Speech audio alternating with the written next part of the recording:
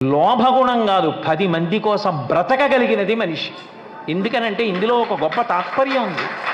ఇప్పుడు ఒక పులి ఉందనుకోండి, ఆ పులి ఏదో దానికి ఉన్నటువంటిది ఏదైనా సరే ఓ గోరు తీసుకొచ్చి మెడలో వేసుకుంటాడు. పులి చర్మం మీదకి వచ్చిన ఏదో తపస్సు చేసేవారు పూర్వం. అలా పులిని వాడుకుంటాడు. గుర్రం ఎక్కి పర్వతాలు ఎక్కుతాడు, గాడిద మీద బరువులు మోయిస్తాడు, తామర పూలు తెచ్చుకుని పూజ చేస్తాడు, ఆవు పాలు తెచ్చి అభిషేకం చేస్తాడు. సృష్టిలో ఉన్న సమస్త ప్రాణుల విభూతులు వాడుకునేవాడు మనిషి ఒక్కడే. మరి అటువంటి మనిషికి సృష్టి గురించి జాగ్రత్తగా ఆలోచించవలసిన అవసరం లేదా? అప్పటికీ ఇప్పటికీ ఏనుగు అరణ్యంలోనే ఉండి అన్నం తింటోంది. మనిషి ఎన్ని చోట్ల ఆక్రమించేసి, ఎన్ని పంటలు వేసేసి, ఎంత పండించేయాలి అని చెప్పి ఎంత తాపత్రయపడిపోయి ఆహారపట అలవాట్లు మార్చేసుకుని పాడైపోయి 10 మందిని పాడి చేసేస్తున్నది ఎవరు? నిష్పక్షపాతంగా మాట్లాడితే.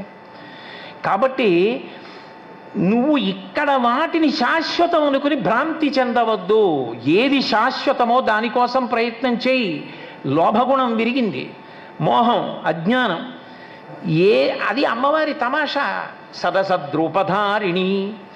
ఏది సత్తో అది అసత్తులా కనపడుతూ ఉంటుంది, ఏది అసత్తో అది సత్తులా కనపడుతూ ఉంటుంది.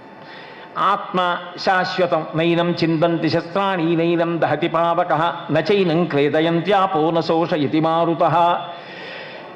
వాసాంసి జీర్ణాని యథా విహాయ నవాని గృహ్ణాతి నరోపరాణి తథా శరీరాన్ని విహాయ జీర్ణాన్ అన్యాని సంయాతి నవాని దేహి. చెప్తూనే ఉన్నాడు భగవానుడు. ఒరే, జీర్ణమైన వస్త్రం వదిలిపెట్టినట్టు ఈ శరీరం వదిలిపెట్టేయాలరా.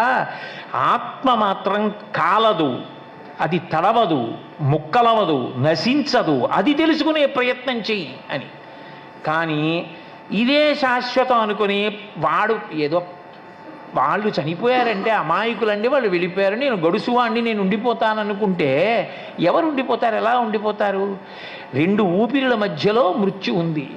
తీసినవాడు వదిలిపెట్టకపోవచ్చు, వదిలిపెట్టినవాడు తీయకపోవచ్చు. అంత సన్నిహితంగా భార్య లేదు, పిల్లలు లేరు, వాళ్ళు కూడా కొంచెం దూరంగా కూర్చున్నారు. అది మాత్రం దగ్గరగా ఉంది. తీసిన ఊపిరి వదిలిపెట్టలేదనుకోండి అయిపోయింది, వదిలిపెట్టిన ఊపిరి తీయలేదనుకోండి అయిపోయింది. మరి అంత దగ్గర నిత్యమా జీవితము నీటిపై బుగ్గ. నీటి మీద బుడగ ఎంతసేపు ఉంటుందో ఎవరికి తెలుసు? కురుపుణ్య మహోరాత్రం. సాధ్యమైనంత వరకు నేను పుణ్యం చెయ్యాలని తాపత్రయపడ్డం నిజమైన లోభం.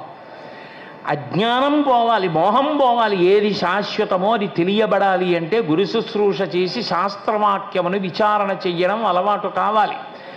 అజ్ఞానము పోవడానికి ఏదో అకస్మాత్తుగా రాదు.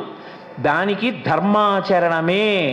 ఏది శాస్త్రము చేత విధింపబడిందో అటువంటి ధార్మికమైనటువంటి జీవితాన్ని పొందిన కారణం చేత తృప్తి చెందినటువంటి భగవంతుని యొక్క నిర్హేతుక కృపాకటాక్ష వీక్షణముల చేత కలిగిన చిత్తశుద్ధిని పాత్రతగా మార్చి భగవంతుడు అనుగ్రహించిన జ్ఞానము వలన ఇక మళ్లీ పుట్టవలసిన అవసరాన్ని పోగొట్టుకుని పునరావృత్తి రహిత శాశ్వత శివ సాయుధ్య స్థితిని పొందగలగడమే మోహాన్ని పోగొట్టుకోవడం.